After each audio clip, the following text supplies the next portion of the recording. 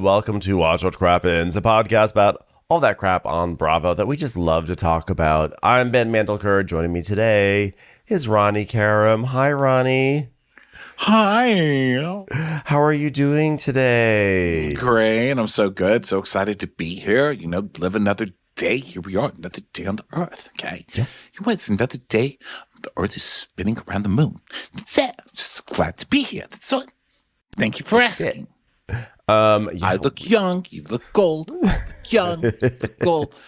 So today, after we record Orange County, we are going to record the Ultimate Girls Trips Legacies that we missed, which are episodes. Well, today we're just doing episode 4 to air that next week. And it's going to be funny going back to that after we haven't dealt with it in months. I mean, it seems like that was on years ago. That I know, New it York feels Legacy so, show. watching it again, it felt like it was so long ago. But yeah, we missed 2 episodes because I think it was airing during the holidays.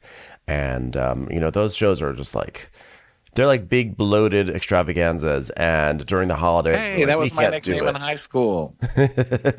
Big bloated extravaganza.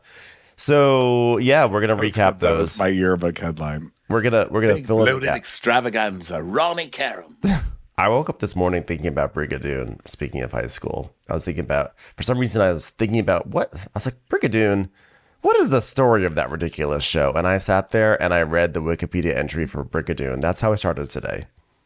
Wow. Well, Yeah. Thanks for the warning.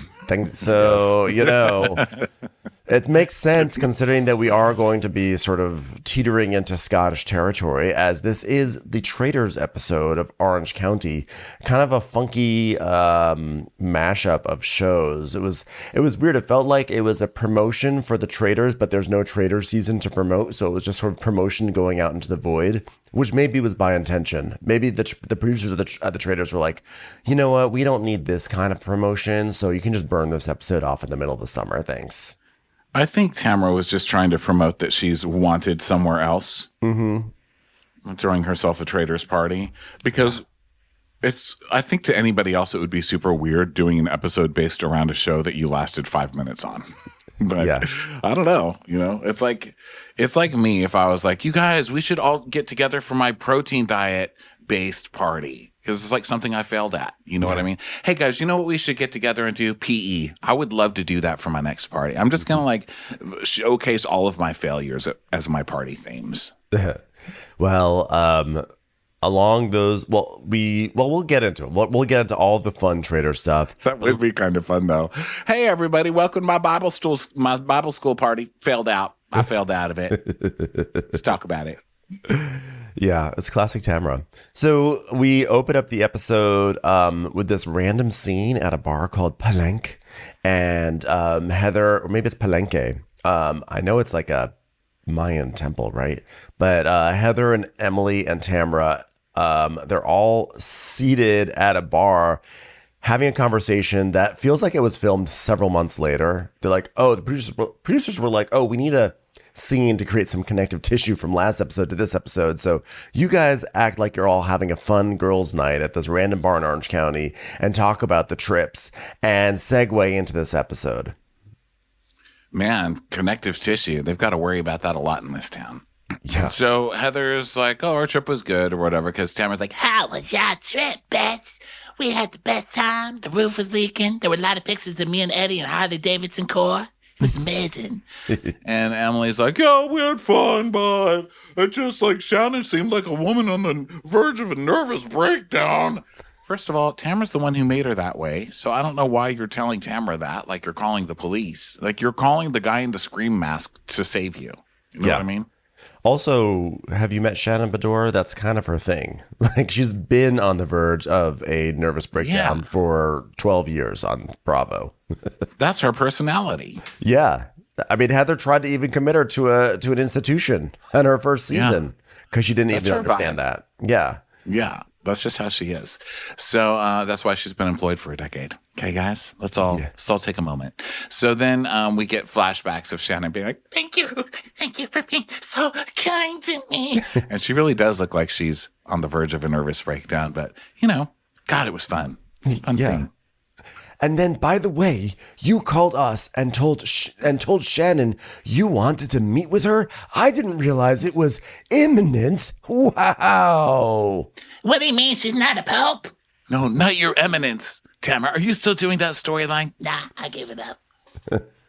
It means I didn't know that you were going to do the meeting right then. Well, I had to do it. I wanted to get it out of the way. So then we see a flashback to the meeting. Well, first we see the dinner where Tamra is screaming at Shannon that she's a dumb drunk. And then we see where she's inviting Shannon to her party. And she's like, I said, I'm having a party on Wednesday, and I want you to be there, because Alexis is not going to be invited. and I feel so stymied because I was sure that Tamra was just being nice to Shannon to get her at this party where Alexis would, rag on her again. And I was wrong. She didn't even have Alexis. I hate admitting that I'm wrong. Do we think that Alexis and Johnny J timed their engagement perfectly with this episode, knowing Alexis wouldn't be on the show, so that way it kept her relevant in the headlines this week? They're so disgusting. We didn't even talk about that. So Alexis and Johnny J posted a very aggressive Instagram post. She's doing that thing where she's like holding on to him with one hand and then shoving her hand in our face with the other one to show us that. Oh God, I shouldn't just show. I have Kyle Richards' hands. I shouldn't have showed those to you guys. But shoved the ring in the face of the camera like she's about to backhand me. Get your fucking tacky ass fake-o child. I was going to say child bride ring. What do I mean? Blood diamond child labor ring out of my face. Even though I totally believe in children having jobs and always have. But still, gross. You two are disgusting. Yeah, I feel like the timing feels, I don't know why the timing feels so peculiar. It's like she knew she wasn't going to be on the show. So it's like a don't forget about me kind of energy. I was listening to the Bravo docket, which breaks down court cases and all that, as you know. I mention them all the time. And they were talking about this, him suing her for all this money. And the fact that she tried to settle and pay him the money out of court, but in return, she wanted him to sign an NDA, and he refused to do it. And the NDA wasn't even an NDA, a typical NDA. It was a mutual disparagement contract, which means she wouldn't go on the show and talk shit about him, and he wouldn't be able to use her for publicity and backtalk either, and he refused. So wow. I think that pretty much goes to show where that fucker stands. And also, I don't believe any of this is happening because I read in another thread, because really all I do is sit on the internet all fucking day. We all know that. But I read on some other thread on Reddit that Alexis someone looked up her, what is it called when you get a divorce? Her settlement. And they said that she gets a huge settlement as long as she's not with somebody else, which I think is a typical way of a settlement. Now, I don't know how true that is. That's just, I read that from a comment, so please don't sue me. I'm always afraid of the Bellinos suing me for saying anything. Please don't sue me. I don't have any money left. It's all gone. And what was it? Man, I'm so sorry. I'm really ADD today. Anyway, why would she marry him and give up that settlement money if he can't even spring for a facelift? You know what I mean? If you're going to marry someone who's too poor to pay for a facelift, then you're going to need to keep that money. So I don't know that I even believe any of this at this point. Well, he's either too poor to pay for a facelift, or he is just a petty asshole who wants the money back. And either way, it doesn't seem like that would work well with Alexis's lifestyle, to which she has become accustomed to. Yeah. Well, there you go. I don't know what it is, but get that fucking ring out of my face, and shame on you too. Yeah. So either way, the Tamra, Emily, Heather, they kind of guide us to our previouslys this week. And the question is like the video, because Alexis last episode was like, I have a video that would destroy Shannon, and whether or not they bring up the video to Shannon. And Tamra's like, I don't think we should mention this to her at all. And Heather's like, no way. The only videos we're going to discuss are Air Bud 5, which I had a fleeting role in. I played waitress number 3 in 1997. You're welcome. So then we go to Speakerworks with Shannon and her CEO, Steve, who is turning into David Foster, right? Has he always looked just like David Foster? How many tenors do you think he has locked in his basement? I know. This fucking guy. It's a fairly common trajectory for men. There's like a certain path. So, certain men turn into Al Gore, like John Jansen. Certain men turn into, David Foster. Others just turn into just like Grimace. I don't know. I can't think of any. I'm trying to think of like other older men. Jimmy Buffett, maybe. But I feel like there's certain categories that like we as men just sort of morph into in our old age, and David Foster is one of them. Oh, you're muted. Oh, thanks. I think I'm going to have a Bernie Sanders slant. Oh, just with more Lebanese coloring. Like, and I'll have more hair coming out of my ears, I think, and my butt crack, and everywhere, really everywhere, every pore. But I think I'm going to have that like kind of just pissed off old man look. I mean, I'm already on my way. I feel like I think I might go in a Harry Dean Stanton way. That might be my path forward. That's a good way. I like Harry. Now, my goal would be Tony Shalhoub, even though he's not really old, but I feel like he's on a good trajectory. He's just got that kind of dopey, like, well, just solved a mystery on accident kind of a look. I would like that, but I'm not. I have, if I was going to be an angry old man, I'd like to be Clint Eastwood. He's so sexy when he's mad, Yeah, I'm going to be Bernie. He really pulls off yelling at an empty chair really well. Like he really has that certain like angry old man thing down pat. It's like he's been training his whole life for that moment, and now he's finally aged into his fate. Yeah, because most I feel like senior citizens who are angry are represented on TV as being like, I don't know, like not hot, but he's grumpy and does push-ups, which I think is like a really nice take on it. I love you, Clint Eastwood. I saw a picture of Tony Danza yesterday. And New York Times had an article that was like inside the Upper West Side apartment of Tony Danza. And I was like, that's an interesting headline. I will click on it. And I didn't actually read any of it. I just wanted to see what Tony Danza looked like these days. And, he's aging pretty well considering. And what was so funny was that like 2 days ago, I decided to look up the Wikipedia entry for Taxi, and I read all about Taxi. And then the next day was an article about Tony Danza. And then this morning I woke up and there was a whole profile about Carol Kane in the New York Times. So, like, I think what I'm trying to say is I need to do something better with my time. Tony Danza aged really well. I just looked him up. He looks fantastic. He looks really good. And Carol Kane did too, by the way, for the record. Carol Kane's doing a great job with her aging. Tony Danza, the hair. He's got long hair and stuff, long silver hair. What a bastard. Okay, let's get back to it. So, Tamra's going to have this big party, and Shannon is at a place getting a breathalyzer installed in her car. And she's like, well, since my DUI, I purchased a new car. And only Shannon can really make a DUI sound like the most fabulous makeover anybody's ever had. I mean, Shannon got a DUI and came back on the show with a new body, a new face, new hair, and a new car even. I mean, what are we doing? I've been getting too many drunken while walking non-tickets. I'm going to try driving and walking. I think it would help my aging trajectory. It might. So we see flashbacks of her with Emily like about a week ago or something where she was, Shannon has to get a new car because she totaled her other car by crashing it into a house. So we see her at like a dealership looking at her cars, and Shannon's like pretending to like sit on a car hood and everything. Like, oh, well, this is a very natural pose for me. I wonder that if this looks sexy, God, it really does take a lot of hard work to be a slut like the ones that David walks around with. So she's like, well, when you get a DUI, there are a couple of options. You can have your driver's license suspended for 6 months. Hold on. Let me purse my lips and move my eyes to the left and move them to the right. That's what I think about that. Or you can install a breathalyzer in your car, which is wackier.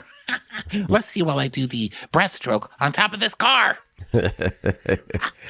And she's like, well, because all my children are in school. Well, 2 of them are in school. One's off in Paris, just wasting all our money. And they can't really drive me around. And I tried with Archie, and that didn't go very well. And that's actually what happened that night, if I have to be honest. But I want to protect him. It's like Bonfire the Vanities. And I want to have that ability to drive. And second of all, I think it's good for me to be reminded of my very, very stupid choice not to drive drunk, but to engage in a relationship with John Jansen. I love being reminded of my stupid choices. That's why I'm currently scrolling through David's Facebook. God damn it. God damn it. So she tells us that she hasn't been in the driver's side of a car for 6 months. How does that work? What is She that? hasn't driven. Didn't she just get it? But she just got a DUI. That hasn't been 6 months. You know, that's the thing. Like, housewives' timelines are so weird because they record certain interviews, certain amount of, well, let's see. She got her DUI over the summer, right? Like about a year ago, I think. So then if that was in August or September, and then now it's March or so, it could be 6 months. November-ish? Wait. Yeah, November-ish, I think. Oh, well, in that case, it makes 2023. Yeah.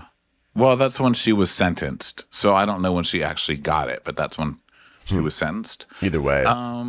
July. Yeah, I don't know, but that doesn't make sense. None of it makes sense. Yeah, well, no, like I said, Archie's been doing the bulk of the driving anyway, even before the incident. So he's like, yeah, well, you'll on be balls. Well, it's fine to just walk around a neighborhood drunk on tennis balls. That seems to be fine. Archie doesn't have to breathe into anything, although he has no problem spittling all over everything. Could you get this off my Jackie O suit? Thank you. Okay, so sir, can you tell me a little bit about how this works? And the guy's like, well, don't worry. First of all, it happens to a lot of people. You know, first you'll want to start, you have to do this before you start the vehicle, because if you start the vehicle, it's going to count as a violation. So you don't want any violations. Oh, okay. No violations. I have a question. Does it count if you have an affair with a woman that you walked along the beach with? Because that seems like a violation of marriage. I don't know where David Doorstick's are, but I don't know why I'm the one who gets the violations. I'm sorry, am I bleeding too much of my personal life into this moment? So Christian's like, the way that you do this is you have to, you can't just blow into it because that would be a violation. So you have to like meditate. Well, okay. So you have to hum like, and then you blow. And she's like, oh, and it beeps. And he's like, okay, you just did it wrong. You're in prison. She's like, what did I do wrong? Jeez. He's like, you didn't hum while you blew. It's like, oh, jeez. Oh, well, okay, no, I got it. Okay, here we go. I'm auditioning for the gay men's chorus. Okay. No, you have to go lower. No, Shannon, just a little bit. Okay, I'm sorry. It's a little triggering. Okay, here we go. Lower, a low hum. How am I supposed to hum and breathe? And he's like, well, what you do is, here's what I do. I take a really deep breath, and then when I'm about to release, I just focus on the particles I just took into my nose. Probably because you can't really take a deep breath anywhere, especially a new car. Do you know what they make these seats out of? I'm going to die. Okay. There, that's perfect. Oh, okay. Well, that's funny because that's what Dr. Moon says. The noise I have to make before I have a cupping session. So this is perfect. It's like I'm being healed and I'm blowing into a little device at the same time. So when you're driving, does it tell you pull over? Yeah, pull over now. Or does it just let you keep driving? I mean, when you're driving, does it say we're going to a pub for your birthday? Pub, birthday pub? Or does it just let you? Just let you keep driving? He's like, no, it doesn't stop. Oh, but it does ask you for a retest. She's like, oh, it does? Because, yeah, every 5 to 20 minutes randomly. Jeez. That's pretty intense, just in case you decided to like down some beers in the car. I think so. Yeah, I think people blow into it, and then they were probably like, okay, I can drive now, and then open their whiskey bottle or whatever. Right. Know? Well, so I have to keep on blowing when I'm driving. Oh, my Alexis Bellino? What if I don't hum by mistake?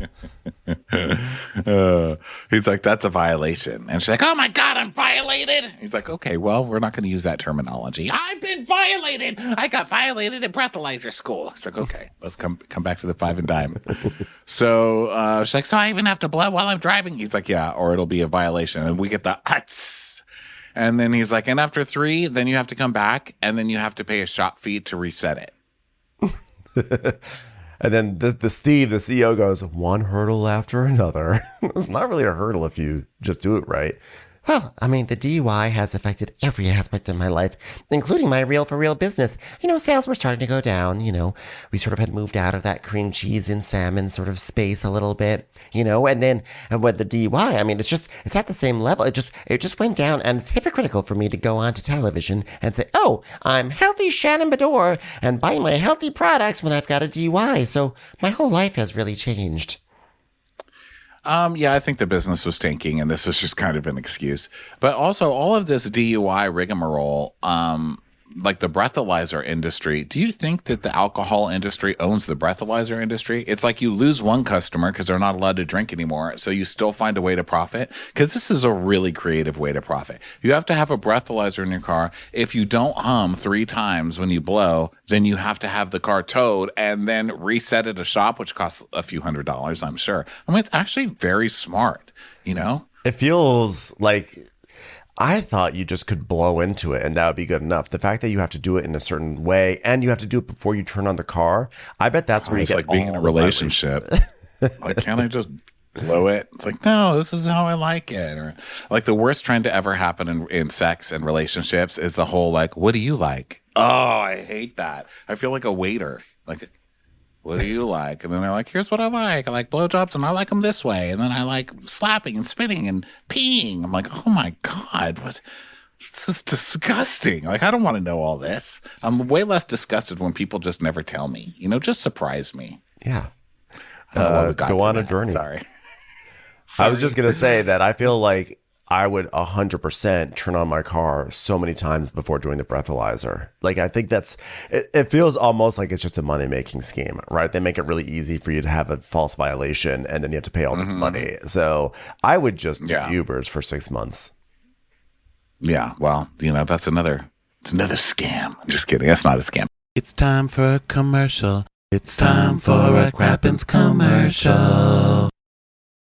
Okay, so then we go to Christian. He's like, I don't know. He's like, don't ever disconnect because you'll also have another violation. And she's like, Jesus.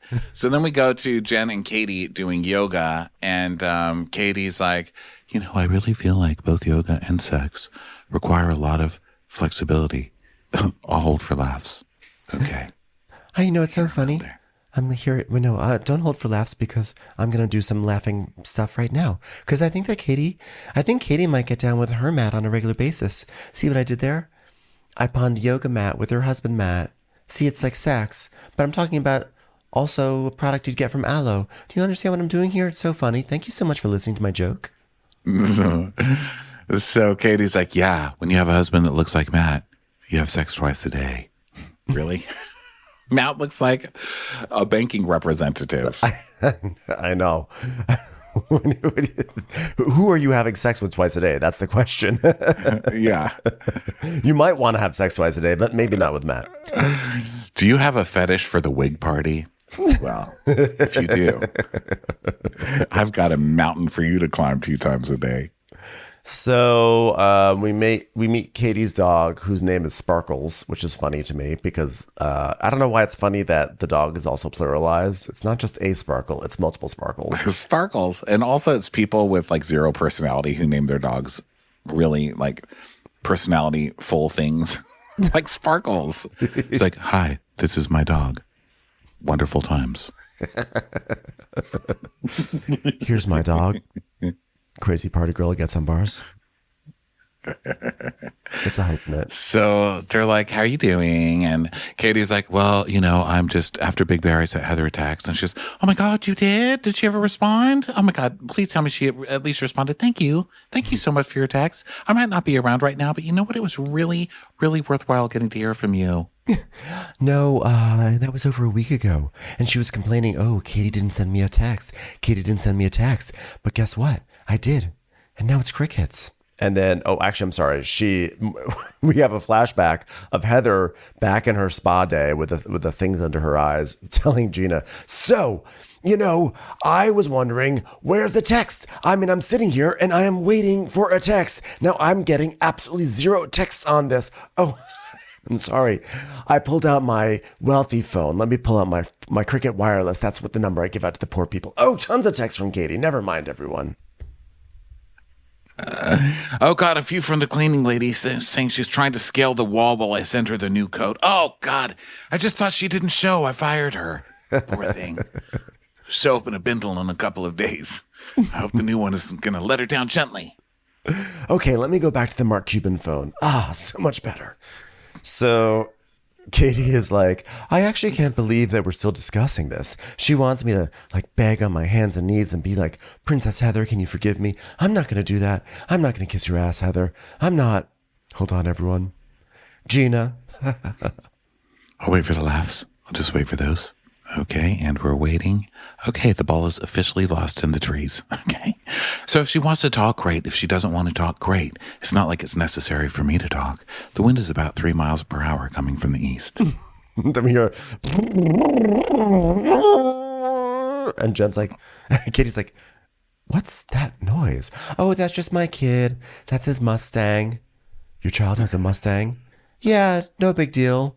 You know, we got it for him on his 11th birthday.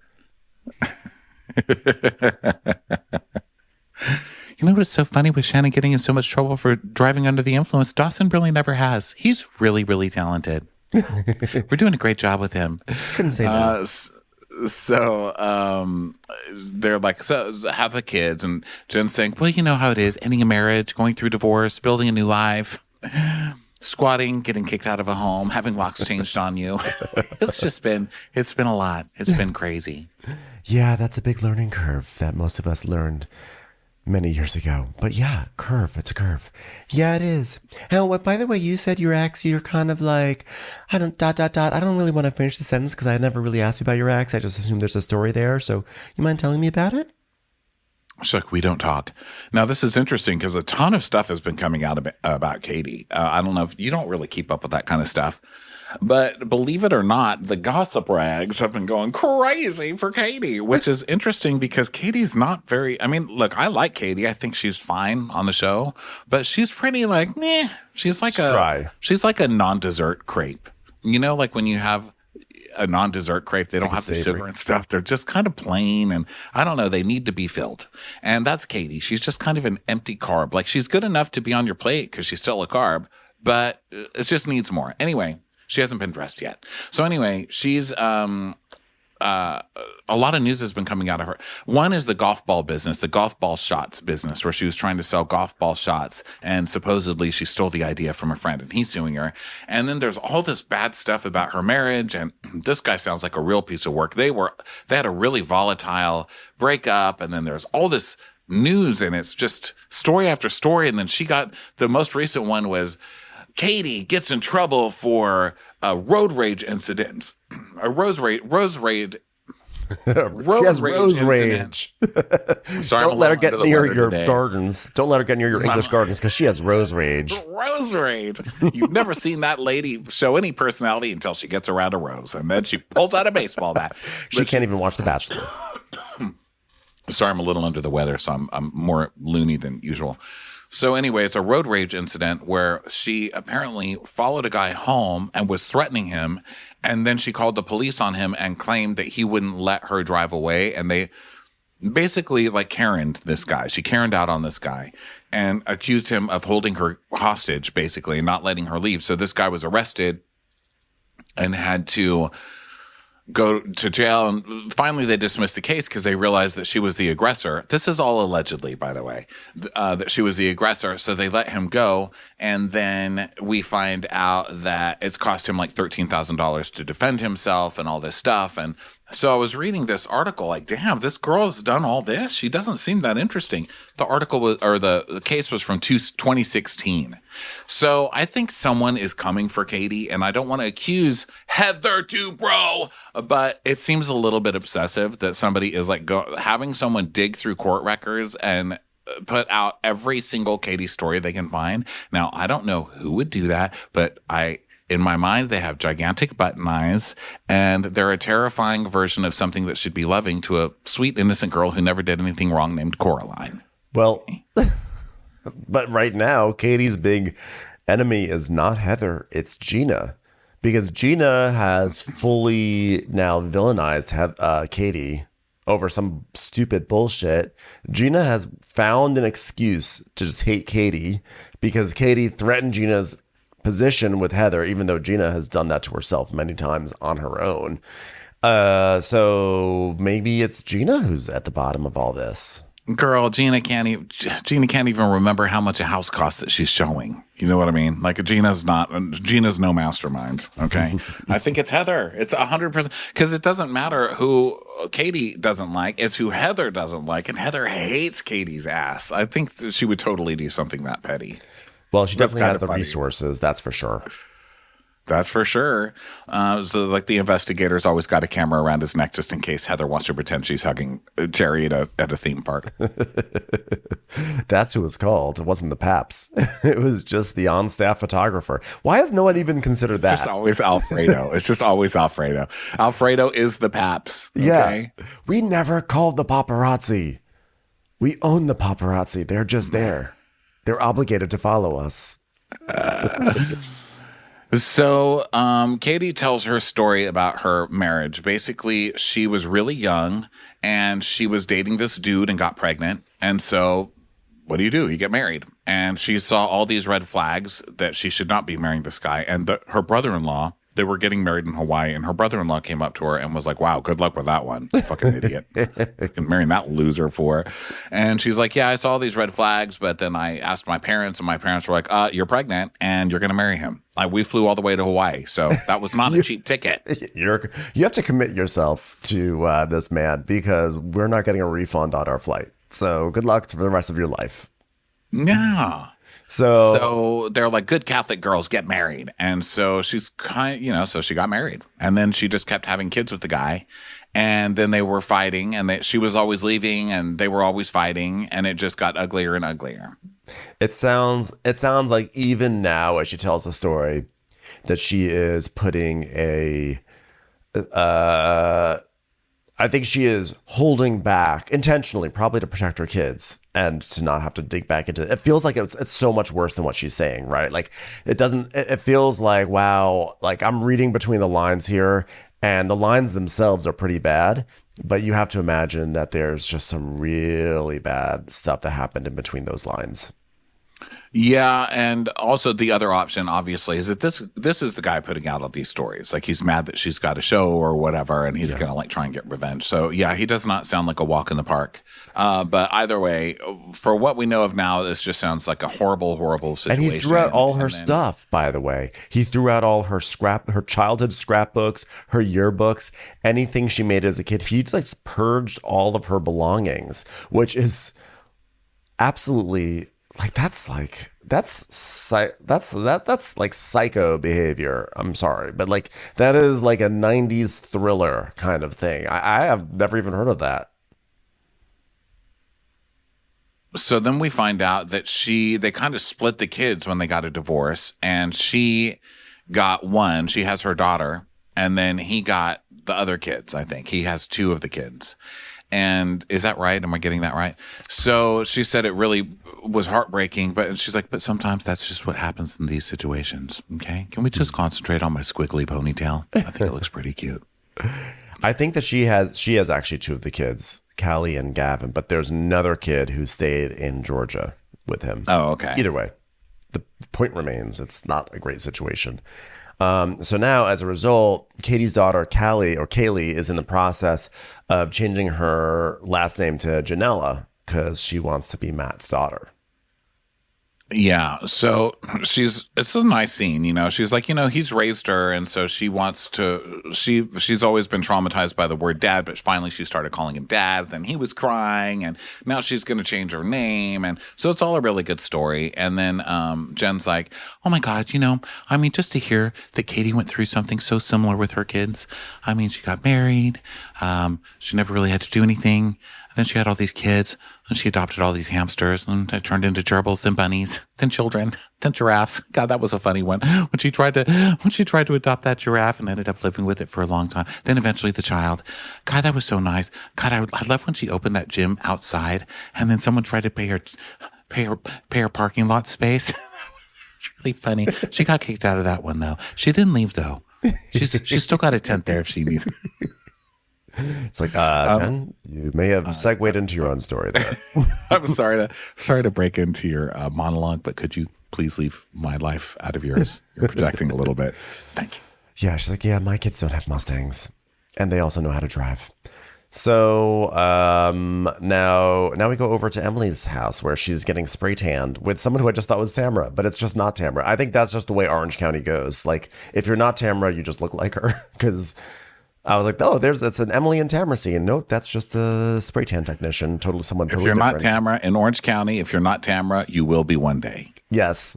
It's the same theory as men merging into David Foster. Yeah.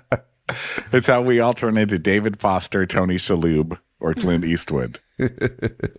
Or who is yours? Harry Dean Stanton. Harry Dean Stanton. So if you're a white lady in Orange County, you will eventually just become Tamra. It's like the evolution scale. Okay, so they're making wacky jokes, Emily and Shane. He's wearing a shirt that says, "Real men spray tan." This is a free spray tan, obviously, because they made a deal. Like, if Shane wears this shirt, we'll give you this spray tan session for free. He's like, all right, sign me out. Yeah. So she's opening up her robe and showing her black pasties, her little star pasties and pink undies. And he's like, okay, what is it, my birthday? Is someone painting this? Well, Shane, so you look very healthy. Have you made a doctor's appointment? Because, I was concerned about, you had a heart attack the other day. This is Emily's storyline, which is getting Shane an appointment with the doctor. I know.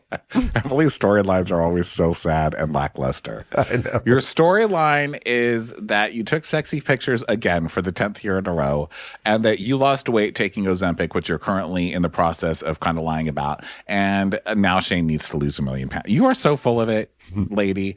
But she's like, have you gotten any medical attention? Maybe the one that needs to call the doctor is you. You're so horny. Maybe we can get you a free spay tan. And this was, you were being mean and you hurt my heart. That's why I had a heart attack. And she's like, no, that's what it was. She was, no, I wasn't even home. How could I be mean to you if I wasn't even home? And she says, I don't think Shane takes his health seriously, but I can only ask so many times. Unfortunately, I haven't actually reached that limit of how many times I can ask. So good luck, America. You're in for another 8 weeks of me asking. Come over here and sit down, you short little fucker. No, I don't think I'm a mean person. Would you say I'm a mean person? Well, you just called me a short fucker. Well, I was out of love. Come on, sit on my lap. Tell Santa what you want.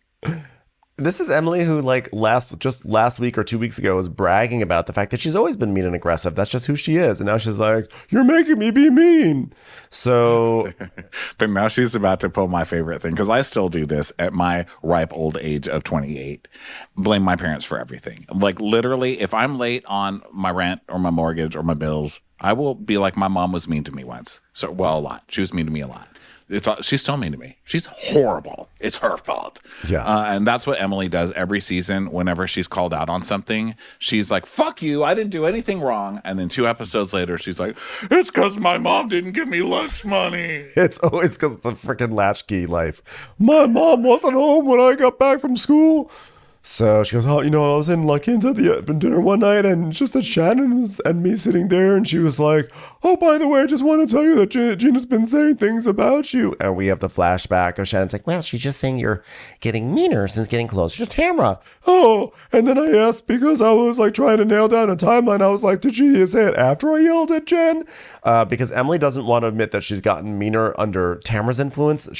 But she will admit that it's her mom's influence. She's like, yeah, I'll throw my mom under the bus as much as I want, but Tamra is protected. Yeah. Do not come after Tamra. Yeah.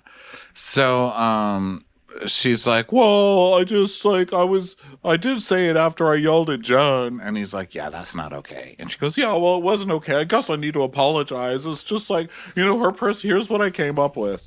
Her personality, she has this lack of accountability, and it just reminds me of my own mom and how I feel about that, because that personality type. He's like, Let me guess. It triggers you? It triggers me, Shane. He's like, oh, Jesus. We made it pretty far into the season without her bringing up her mom, which is impressive. Also, when she said that she feels like Jen has a lack of accountability, did she mean like accountability or accounting? Because, it could go either way. So Shane is basically like, oh, okay, well, tell everyone about your mom again. Well, it's just that my mom didn't finish college and she blames it on other people.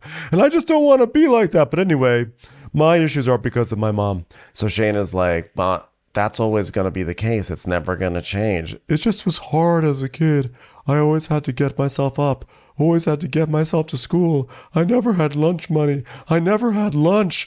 I never even had clothing. I'd just show up naked in the school.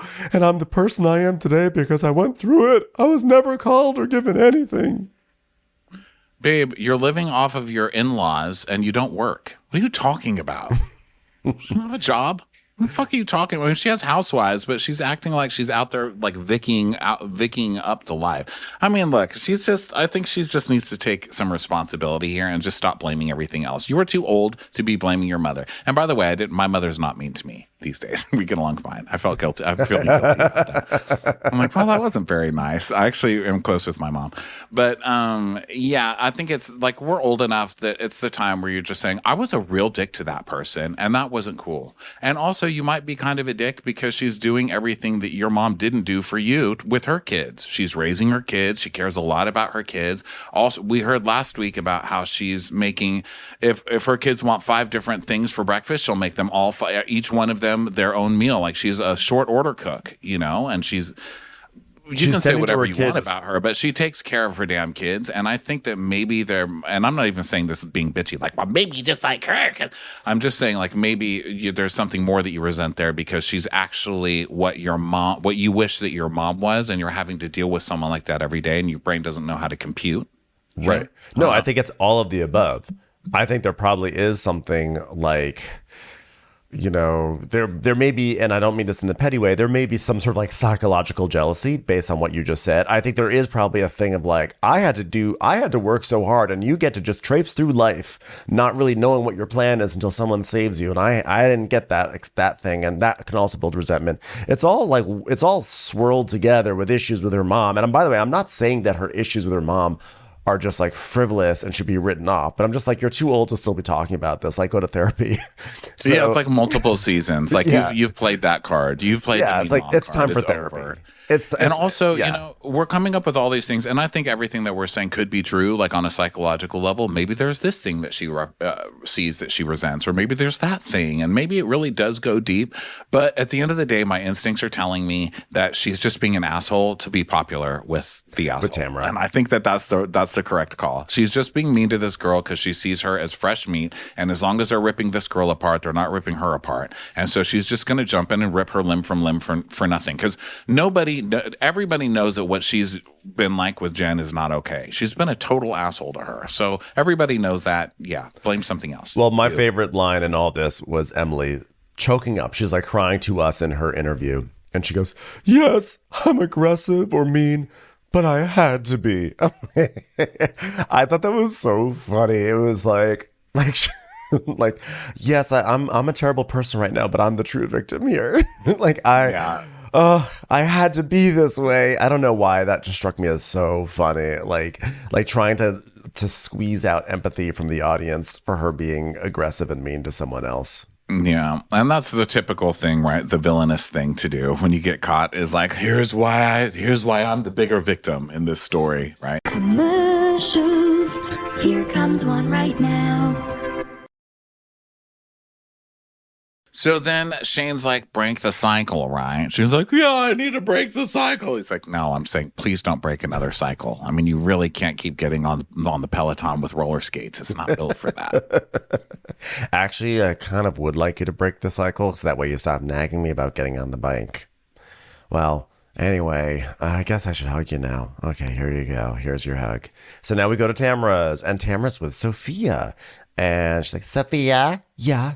Do you want to do something? Sure. You want to drive? No. Okay, let's drive. Okay, what makes you nervous about it, Sophia? Well, I'm worried that I'm going to get in a car with you and all you're going to do is talk about Dad and try to get me in deep shit with Dad on TV. I would never do that. Get behind the car. You're doing so good. Put on your turn signal. You're just like your father. Speaking of your father, if you talk to your father, wish your father was here. Your father's not showing you how to drive, is he? She's like, Mom, you go fast and accidents happen. People die. And they just laugh. So then Tamara's like, well, why do you have to be such a pain in my ass? It's really, I guess this is the theme throughout the episode of people who want to drive, people who don't want to drive, people who have drive, people with no drive. Well done, Bravo. Yeah. She's like, Hold on. This car only rides for a bit. A real hardcore bit, Sophia. Hold on. Give me that breathalyzer. Bitch. See? Turns on. So I love that Tamra is always trying to just go against her children's wishes. It cracks me up. I mean, that's just like the funniest running storyline, that Tamra's in trouble with her kids for constantly mentioning stuff that they don't want and trying to bring stuff on camera when they've asked her multiple times. This one asks her multiple times on camera, please don't talk about Dad. And she just keeps trying to make every scene about Dad. And then she does it again in this scene. And Sophia's like, I'm not talking about Dad. She's like, Well, all right. Well, you know what Dad is? It's an animalgram. That's when something's spelled the same backwards as it is forwards.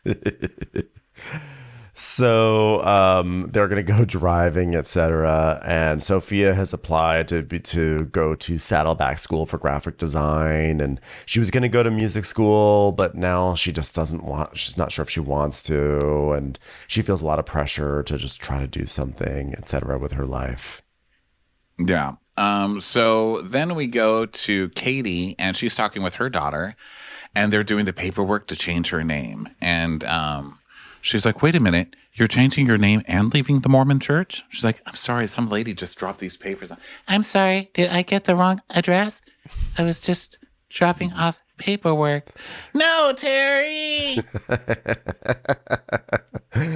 So, Kaylee, now that strange lady with the blonde bob has left, what are you changing your name to?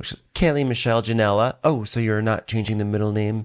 I never really liked that. No, I like it. So I'm going to keep Michelle because it's cute.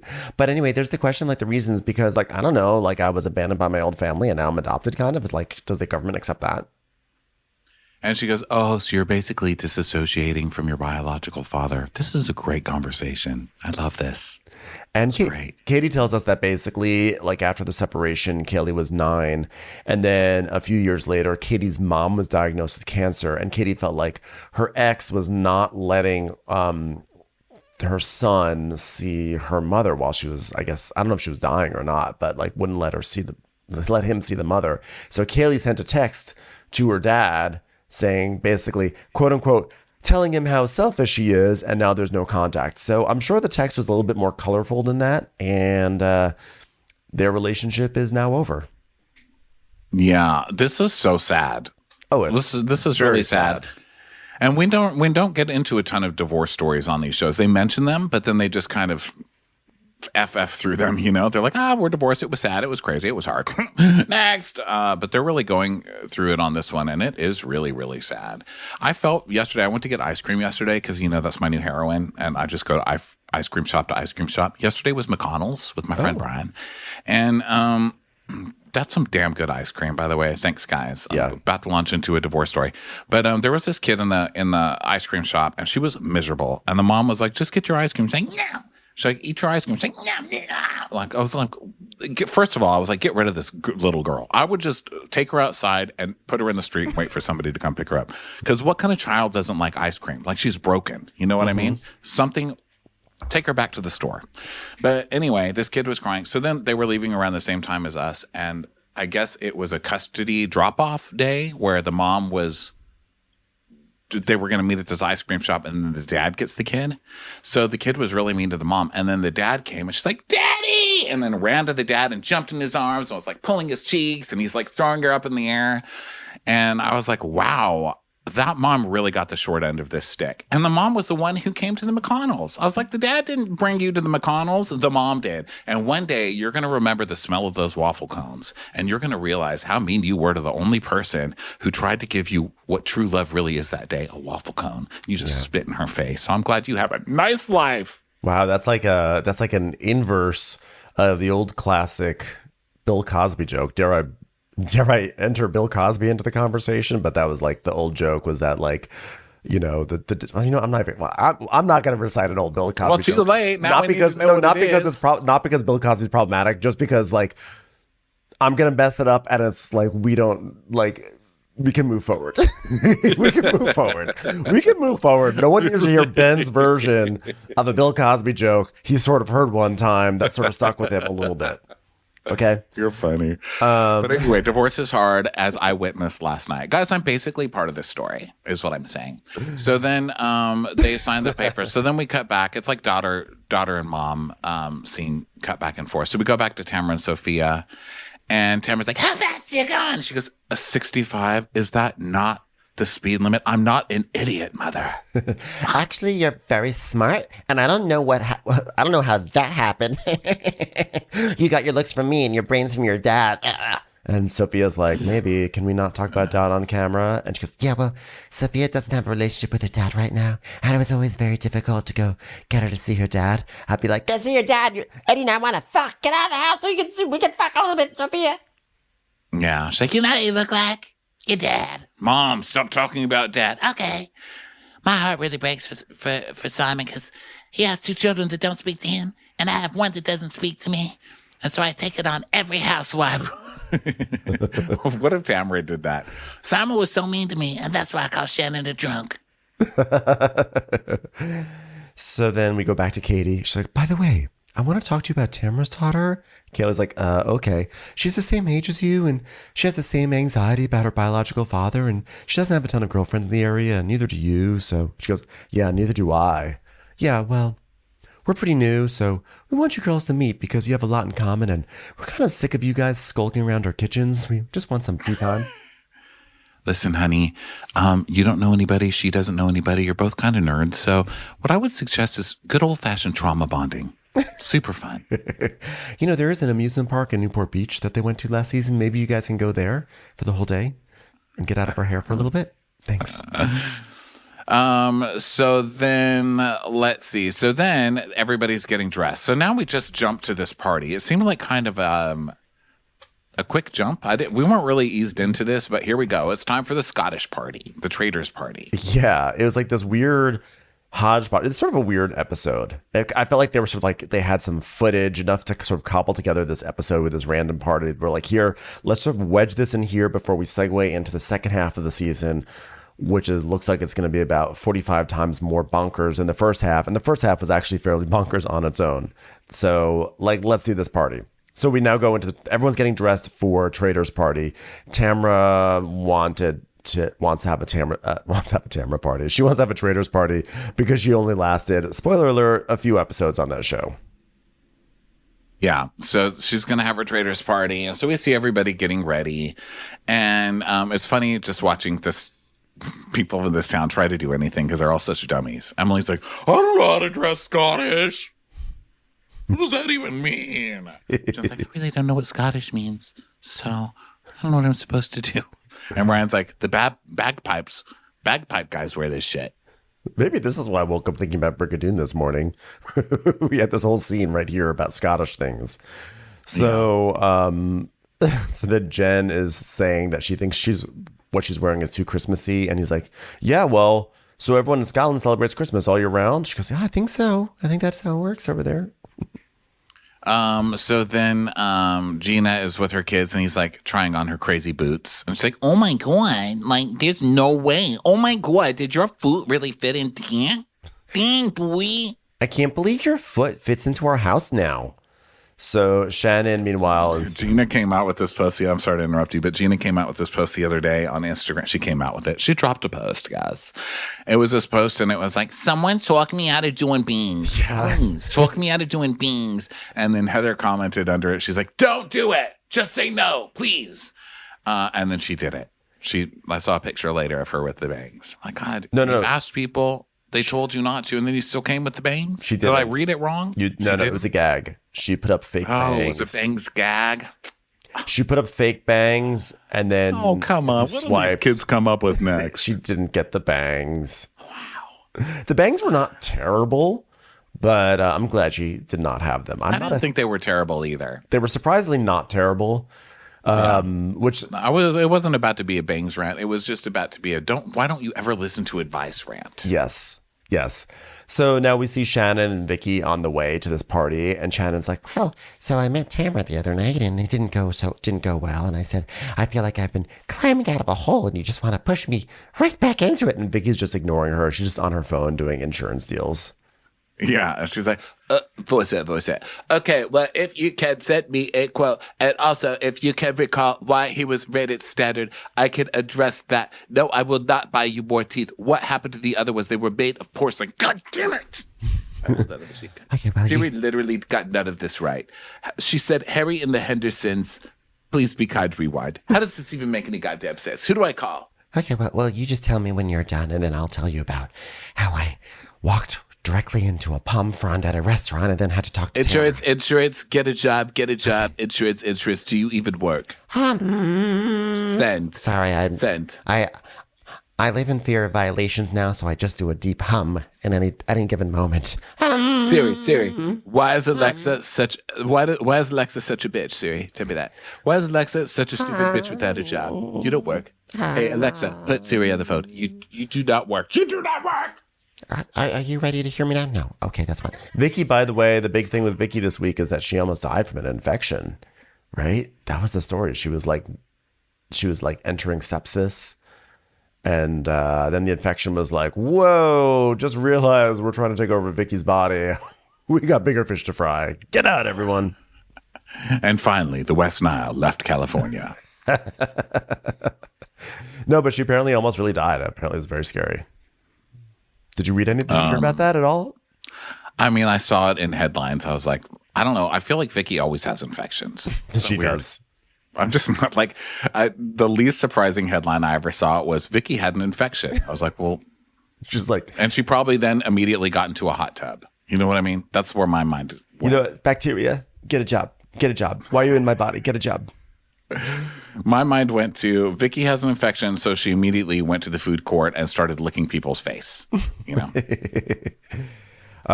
So anyway, now we arrive at Tamra's Traitors party.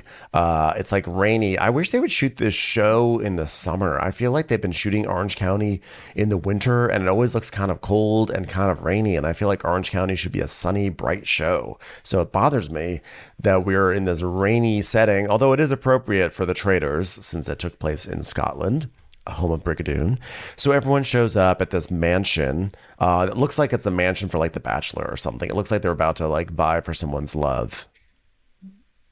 Literally every house over there looks like a mansion from The Bachelor. They're all like that Spanish terracotta, and they've got cracks running up the walls. You know, Chris Harrison coming out with just some crusty underwear, like, wouldn't sleep in here at all, guys. Let's get this done. Okay. So the Bachelorette today, Janice, Michelle, right? Michelle. Okay. So this is where Tamra talks about how her time on the Traitors was too short, so she just wants to have a Traitors experience with all the girls and relive it a little bit. And they're all showing up in sort of Scottish outfits. Like Heather has this kind of strange, is it like a pussy bow or something? She's wearing like all black, but she has this like jewel encrusted bow on her chest. It looks like it's a Christmas decoration, truly. And she's like, look at me, I'm Scottish, I am method. Top of the morning to you, Brigadoon. Yeah, look at me, I'm so Scottish. I actually had my jacket made out of the skin from different valets named Scott. I'm so Scottish that I hired Scrooge McDuck as my butler. He's a famous Scot, is he not? And wealthy. Hey everyone, this is the end of part 1 of this recap. For part 2, keep an eye on your podcast feed. It is coming up in just a moment. Thanks so much for listening. Catch you on the second half.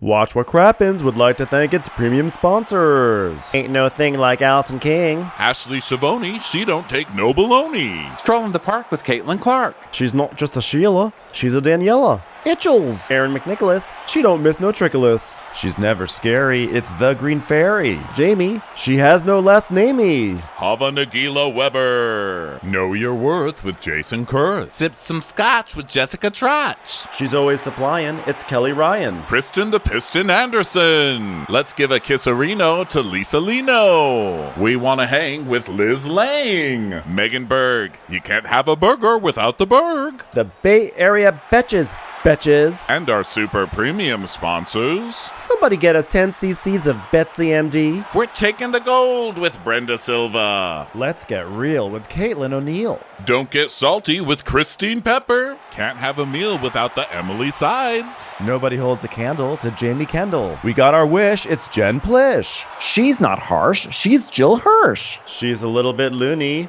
Junie. My favorite Murdo, Karen McMurdo. We love him madly. It's Kyle Pod Shadley. Let's go on a bender with Lauren Fender. The incredible edible Matthews sisters. Give him hell, Miss Noel. Ring that bell for Rachel. She's the queen bee. It's Sarah Lemke. Shannon, out of a cannon, Anthony. Let's take off with Tamla Plain. She ain't no shrinking Violet Kuchar. We love you guys.